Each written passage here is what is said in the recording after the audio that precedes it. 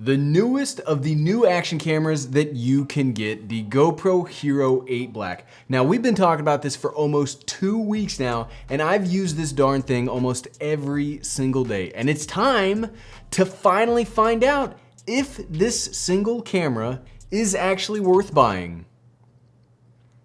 So, is it? Let's find out. What's up, everyone? I'm the Everyday Dad, and if I can figure it out, you can figure it out. So I've made several videos on the GoPro Hero 8 Black, and it's finally time to put a TED, that's the Everyday Dad for all of you new people, it's kind of my thing, stamp of approval or disapproval on this tiny camera. We're not gonna be going super in-depth on technical specs today. If you wanna see more in-depth videos, I'll leave links in the description to my comparison videos, and that will let you see how this stacks up to the competition in more detail, like it goes more in-depth. This is not about being in-depth. Today, what we're gonna do is we're gonna talk about the things that I really like and the things that I don't like, and kind of weigh those two categories out to come to our final recommendation. I think the 2 weeks later video we did last time started out with the negatives. So today, let's start with the positives, because today is a red letter day for positivity.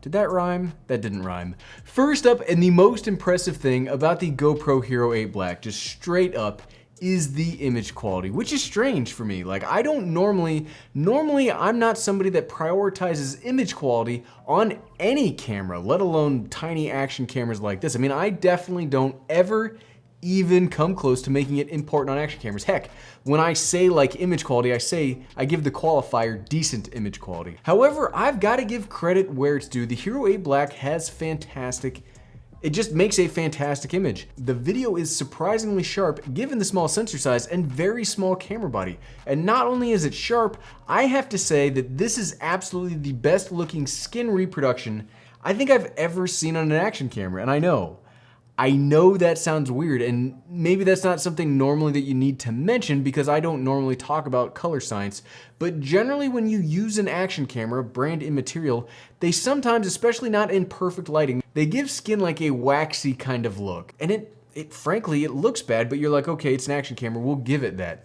The Hero 8 though is actually the first action camera that looks natural even in that meh lighting. This hike through the woods that you're seeing right now was done in very overcast skies, and it made everything look blah, but my skin looks great. And some of us, I mean, frankly, some of us, you know, we need help looking as good as possible. Not me though. Not only does it look great, but it also has the best dynamic range I've also ever seen on an action camera. When you shoot in the flat profile with the native white balance, you can get some really respectable highlight and shadow protection. And as somebody that wears a hat and sunglasses all the time, I'm constantly battling shadows outdoors. I mean, it's a never-ending nightmare, especially like right here. Like, you see this now, we're on a really good camera. When we're outside and it's like direct sunlight, it's terrible. And that's nice because on the Hero 8 Black, you don't have to worry about that as much. Also, it's not just the image quality. Something else I really like, and I capitalized that really in the script, by the way, is the audio recording capabilities. The audio recorder internal to the camera is also the best that I've ever gotten in an action camera. Yes, I mean including the Osmo Action, the Osmo Pocket, and even the one that I know people are thinking of right now, the Sony FDR-X3000. I've used all of them and this is the best. It's crisp and you don't get that weird muffling that you got, I mean, even on the Hero 7 Black, which for me, I thought up to that point it was the best audio you could get out of a GoPro style camera. This is the best. It's not even close. So to prove that, here is a clip from a vlogging test that I did with the GoPro Hero 8 Black. Hiking, I've kind of like rekindled my love of going outside and hiking, doing these tests. So both cameras are set up the exact same way. They're both recording in 4K 30 frames per second. And here is the exact same vlogging test done with the Hero 7 Black. You're hiking, I've kind of like rekindled my love of going outside and hiking, doing these tests. So both cameras are set up the exact same way. They're both recording in 4K 30 frames per second. Look, you can absolutely tell the difference, and it's due in main part to this gigantic microphone on the front of the Hero 8. That they were able to achieve this level of audio recording while keeping the waterproofness. I don't think that's a word. I mean, that's incredible, and it might be the coolest piece of engineering on the whole darn camera, to be quite frank about it. Seriously, if they only did this, if they only upgraded the audio this much, I would have been impressed. But wait, there's more. Usability-wise has also had a pretty substantial upgrade in the interface. When we did the unboxing video, I didn't actually like the update. That's why we wait to make definitive statements until we've actually used the gear for a while. But I really like the new user interface. Think about it. You generally only have a few combinations of resolution and frame rate that you use on a constant basis. For me, like we heard in the Hero 7 comparison, it's 4K 30 frames per second wide, 2.7K to 120 frames per second linear, and 1080p at 240 frames per second wide. I cycle between those three constantly. And if that's all that I ever use, the Hero 8 Black's interface makes it really easy to switch between them. I'm away from my mountain bike right now, which makes me very sad. So I've been primarily torturing this with running. I mean, when you're running, you're bouncing all over the place. I mean, I do, right? We all do, right? And trying to change individual settings on any of the cameras is really tough to do when running. But switching between those common settings is a breeze here. It just takes a few taps. Boop, boop, boop. I make the noise too. To switch between them, and you are good to go to get whatever shot you want, or, you know, in the case you're fighting a funny running cadence. Which leads me into a continuing positive for the GoPro camera line. That's the electronic image stabilization. It's still absurd. Absurd in a good way. Unless you have very specific like horizon leveling requirements, or you beat the ever-loving snot out of these cameras, the days of needing a gimbal are done. Straight up, action camera gimbals have been engineered out of existence. I have no idea where mine is right now, and it used to be glued to my hip. I carried that thing everywhere. I couldn't tell you where mine's at now. It's not totally perfect. I find warping problems continue with the boost stabilization. Those haven't gone away after 2 weeks, but the Hypersmooth 2.0, just straight up by itself without boost, works amazingly well. And as a technology, it really ties all these other facets together into a package that just works. Great image, great audio, and that great stabilization is the glue that holds it all together. Which makes me very excited to try out the GoPro Max because it's supposed to be even more crazy good. English, that's not how English works. It's supposed to be even better for stabilization. Something that I'm gonna put in both positive and the negative camp is the new series of accessories. You can outfit and personalize the capabilities of your specific GoPro Hero 8 through the use of these aids. There's gonna be a screen mod that will turn this into more of a vlogging camera by letting you see what's going on in front of the camera. There will also be a media mod giving you access to an audio in port, plus it will give you the currently missing HDMI port. More on this in a minute. There will even be a lighting mod that will give you light. Kind of like a flashlight that you have to pay extra for. I'm including those twice because I do very much like customizing my cameras in ways that work for me. I don't necessarily like only having the manufacturer's way to use my cameras, action or otherwise, because the manufacturer and I probably have different preferences, because I can tell you from experience, I don't actually make any cameras. I just complain about them on the internet. So this segues into the other side of the video. If there are things that I like about this camera, there are probably things that I don't. And let me tell you,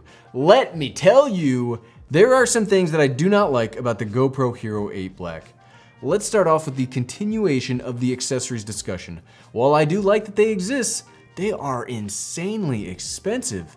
It's $80 a pop for the media mod and the display mod, which, as a quick aside, I told you we'd get to this later, if you like having HDMI ports on your GoPro and using it like a webcam, well, I hope you enjoy needing to spend $399 plus another $79 at a minimum for a GoPro Hero 8 with an HDMI port, because this base camera doesn't have one. And that's something that I will never ever support, not HDMI ports. But if you want to release iterative cameras, laptops, devices, whatever, I'll never be behind you if you remove features previous generations had, only to sell them back to us at full price plus in future releases. I didn't like that with the GoPro Hero White versus the GoPro Hero 2018, and I didn't like that with Apple and MacBooks not having SD card slots. If you are going to take something away that we as consumers and we as creators have come to rely on, at the very least, give us an adapter in the box. Don't take the functionality away from us. If you can't put it on the camera, at least give us like the ability with the purchase to still do that. As frustrating as that is, those are small potatoes. It's not a deal breaker. Let's talk about the big one, the absolute biggest problem with the Hero 8 Black, and it kind of negates its use as an action camera in my opinion, which is heartbreaking because of all those good things that we just said. We just said how many awesome things this does, which is taken away right now. It's the lens cover. This lens cover is non-removable, and I know if you've watched any of my other GoPro Hero 8 videos, you'll hear me say this every time, and you're probably sick of hearing me say it, and I'm sick of saying it, but this is a huge problem. My very first GoPro was the Hero 3 Black. It wasn't waterproof, didn't have stabilization, and heck, the image quality wasn't that great, but it came with a case that protected the lens if you were using it for action. You lost the audio, but that's a different story. The Hero 4, which if you ever talk to somebody that works for GoPro, the Hero 4 Black is like the king that they're continuing to chase like all the time. It also came with a case. The Hero 5 was the first fully integrated waterproof body. How do you keep that lens safe? Removable lens cover, same with the 6 and the 7, but here the cover is now integrated and non-removable, which means one scratch, you're out in the woods, you're mountain biking, you're doing anything, you're skiing, anything. One scratch turns your $400 or $500 with accessory cameras into a paperweight, or you significantly degrade the image. Yes, you can buy additional cover for the lens, adding $20 onto this expensive camera, but that puts the cost of that risk onto us instead of GoPro, and that loses a lot of like goodwill in a community. If you're the company, maybe you should take that risk instead of giving it to us. But that's it. I'm done complaining about this. You will not hear me complain about this anymore because it's been 6 videos in a row of me talking about this. It sucks. If you need that lens because you need this to be an action camera, don't buy this. The second thing that I don't really like is much like the accessories. It's something that I both do like and dislike at the same time, and that's the built-in mount. This is so good for convenience. I've been saying for literal years that I'd love to have an actual tripod mount built into the bottom of a GoPro. And I totally understand why they never do it, why we will never see one, because it would probably void a lot of that waterproofing. So this is absolutely a genius way to meet that requirement, to meet it halfway, to build something into the camera that makes it work. But they did it, and then they didn't include a frame with the camera. So if you break these, you're also hosed, and then you have to buy replacement legs. Something surprising that I didn't know, but a Twitter follower of mine named Blake Cheek shared with me on Twitter. Apparently the actual mount itself isn't held on very tightly, so the odds of breaking the feet, because they're made of metal, that might be low, but the odds of stripping the entire mount off of the camera is much higher. And you can't replace that. I love convenience options. Ease of use is one of my favorite things. But at a certain point, you have to remember what camera, or heck, even what kind of device you are making. If you are taking the action capabilities out of the action camera, why don't I just save the $400 and use my cell phone? Same sensor size, much better processing specs, and it's always with me, and it doesn't cost extra money. If you take the durability away, you've got nothing else. And the last thing that I don't like, it's really more of a problem for early adopters and not necessarily applicable to you if you are watching this a few months after release. This body is an entirely new shape. That means the ecosystem built over the past 3 years with the 5, 6, and 7 will probably not work for you now. Your cases won't work. Your gimbals, if you really just won't let them go, will need changing. You might need to change the brackets around, and heck, they might just not work at all. I say this is not as big of a deal because we've already gone through this with the 3 and the 4 leading into the 5. That was an entirely new design. Eventually it will work itself out. But I'm a stubborn curmudgeon, and I don't like it when new things happen. Technically, I may be a millennial, but I'm at the older end, and I'm getting towards that very serious lawn protection age. Stay off it. However, if you made it this far into my ramblings, what you really want to know is, so what, right? Should you go out and get a GoPro Hero 8 Black? Maybe. For all its faults, this is absolutely the best image quality and audio quality that I've ever gotten on an action camera. Looks great, works great. But if you are looking for a durable, rugged camera to take all over the world with you, I can't recommend this. The GoPro Hero 7 Black is still available, costs less, gets you most of the same image quality, but it's the far more durable and I would argue useful action camera. If you are looking for an action type vlogging camera and need the absolute best image quality possible with the best stabilization possible, then yes, I'd recommend the Hero 8 Black. The Osmo Action is great, but the front screen is less important when you've got such a wide lens with everything in focus anyway, and that's where the GoPro Hero 8 Black really shines. If you like this video, I bet you'd be interested in my series covering the Canon EOS 90D as an amazing online content creation camera And that series starts off with the unboxing. Click here to go on that awesome adventure. Click, click, click, click, click, click, click, click, click. Thanks for watching.